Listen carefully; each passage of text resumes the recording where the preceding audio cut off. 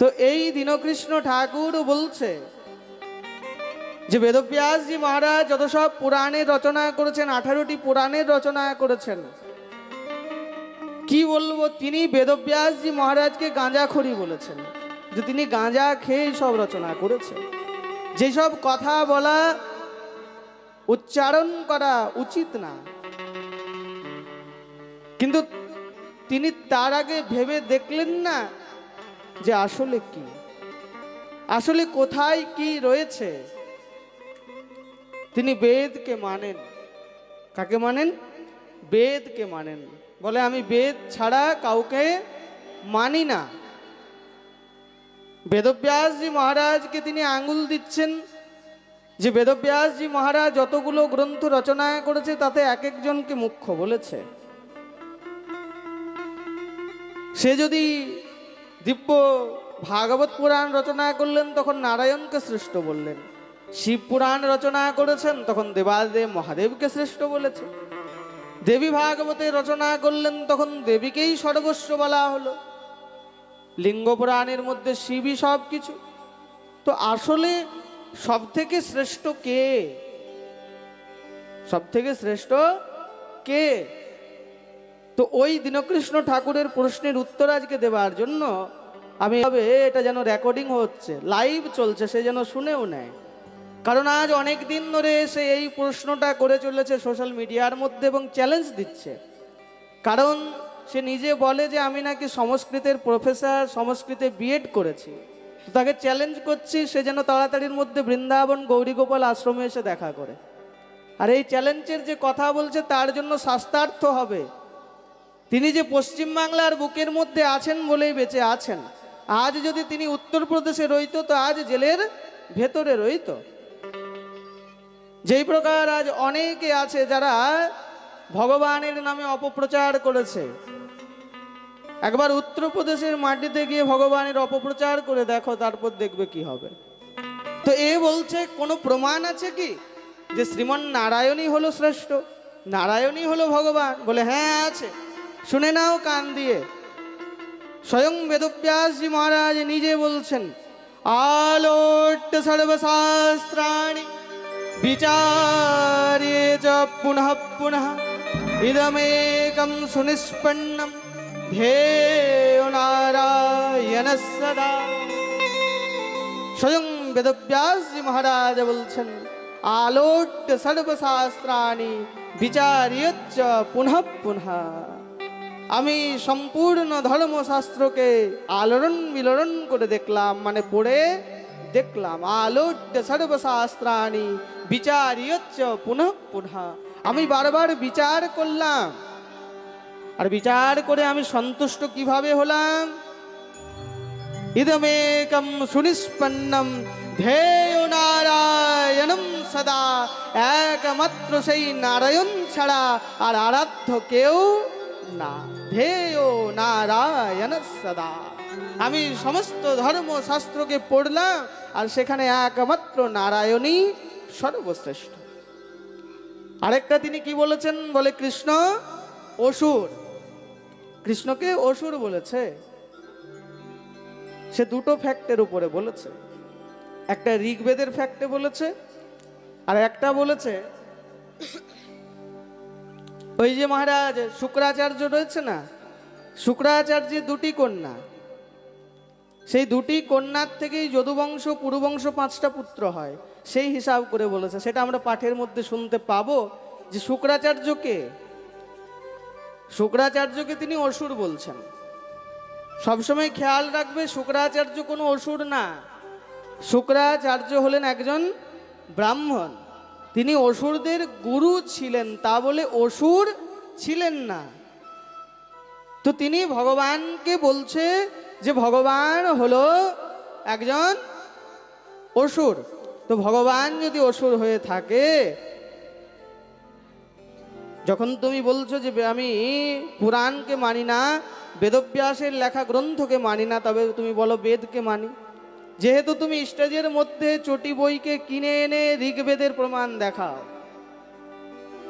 এবং স্টেজ থেকে চ্যালেঞ্জ করো, যদি কেউ আমার এই চ্যালেঞ্জের উত্তর দেয় তো আমি স্টেজ থেকে টাকা না নিয়ে বাড়ি চলে যাব। তা আমাদের তো অত সময় নাই তোমার স্টেজে স্টেজে ঘুরে বেড়াবো।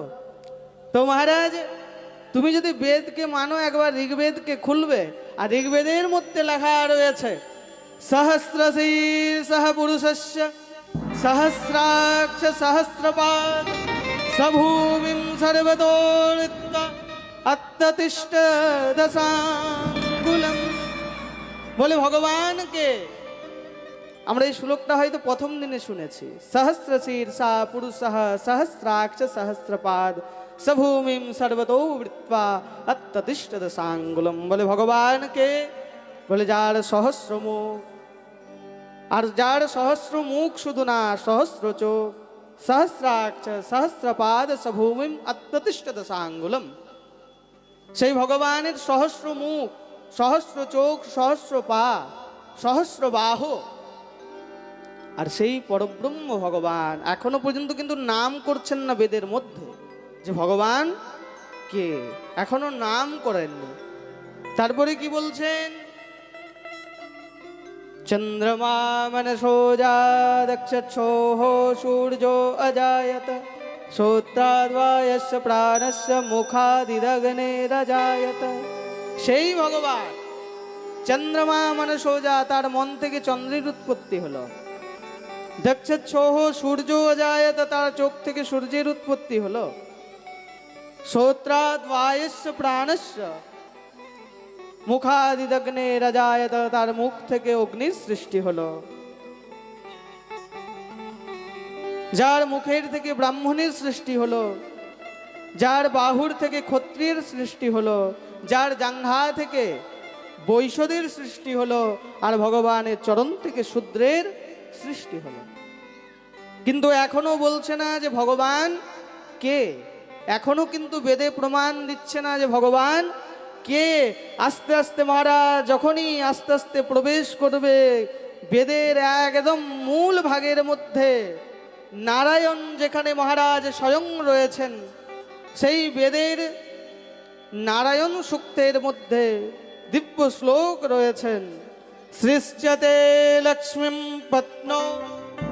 বলে সেই ভগবান যার স্ত্রীর নাম লক্ষ্মী, সৃষ্যত লক্ষ্মীম পত্ন, যার পত্নী লক্ষ্মী, সেই হলো ভগবান। তো কার পত্নী লক্ষ্মী? আমি বলবো না, আপনারা বলবেন, জোরে বলো। আর বাকিরা কি শুনতে পাও না? পেছনের গুলো কি হলো? কি নাম? নারায়ণ। তো নারায়ণ ভগবান সাবিত হলো যে নারায়ণ স্বয়ং ভগবান। সৃষ্যতে লক্ষ্মীম সুপত্ন। যে বলে যে আমি বেদকে মানি, শুনে নাও, বেদের মধ্যে লেখা রয়েছে সৃষ্যত লক্ষ্মীম সুপত্ন, যে মা লক্ষ্মী যার পত্নী সেই হলো ভগবান। তো এইবার সেই মা লক্ষ্মী বারে বারে অবতার গ্রহণ করছেন। রাঘবত ভবৎ সীতা রুক্মণী কৃষ্ণ জন্মনি। বলে সেই মা লক্ষ্মী রাঘবের সময় অর্থাৎ রাম অবতারে রাঘবত ভবৎ সীতা, রাম অবতারে কি হলো? সীতার অর্ধাঙ্গিনী হলো। রাম অবতারে মা লক্ষ্মী সাক্ষাৎ সীতা রূপে এলো। রাঘবত ভবৎ সীতা রুক্মণী কৃষ্ণ জন্মনি। দাপর যুগে স্বয়ং ভগবান শ্রীকৃষ্ণের অর্ধাঙ্গিনী রূপে স্বয়ং মা লক্ষ্মী রুক্মিণী হয়ে এলেন। এখানে প্রমাণ হচ্ছে যে মা লক্ষ্মী যখন রামের পাশে রয়েছে সীতা রূপে, তার মানে রাম কে? ভগবান। আর সেই সীতা, সেই মা লক্ষ্মী যখন দাপর যুগে রুক্মণী কৃষ্ণ জন্মনি, আর কৃষ্ণ জন্মকালে অর্থাৎ দাপর যুগে সেই রুক্মিণী ভগবানের অর্ধাঙ্গিনী রূপে এলেন, অর্থাৎ স্বয়ং মা লক্ষ্মী এলেন। এখানে প্রমাণ হলো যে আমাদের ভগবান কোনো অসুর না, তিনি সাক্ষাৎ পরমেশ্বর বৈকুণ্ঠপতি নারায়ণ। এবার প্রশ্ন জাগবে যে যদি রুক্মিণী মা লক্ষ্মীর স্বরূপ হয় তবে রাধাকে,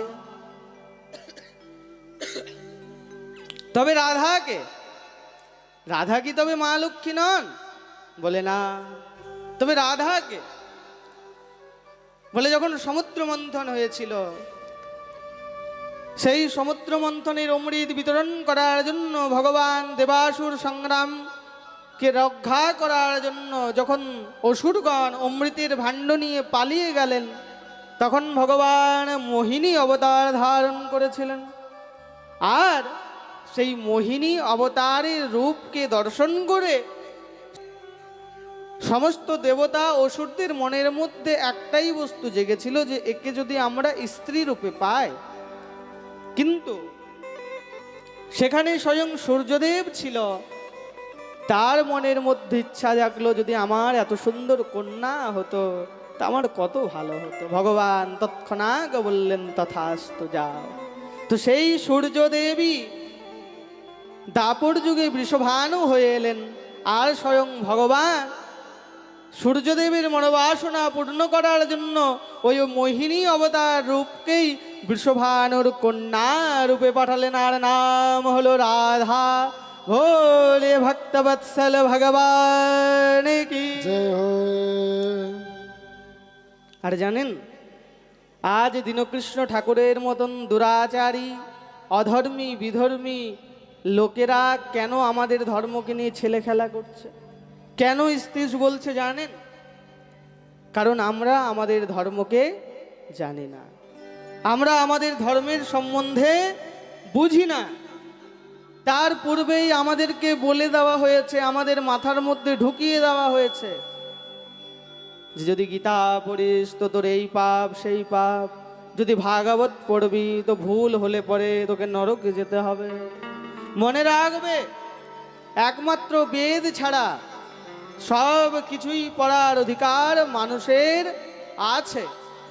ভাগবতের তো ওই জন্য অবতার, যেহেতু বেদ সবাই পড়তে পারবে না, বেদ সবারই পড়ার অধিকার নাই, ওই জন্য তো স্বয়ং বেদব্যাসজি মহারাজ কি করলেন, সেই বেদকেই রূপান্তরিত করে সেই বেদেরই পরিপক্ক ফল এই ভাগবতকে এনে আমাদের সামনে রেখেছেন।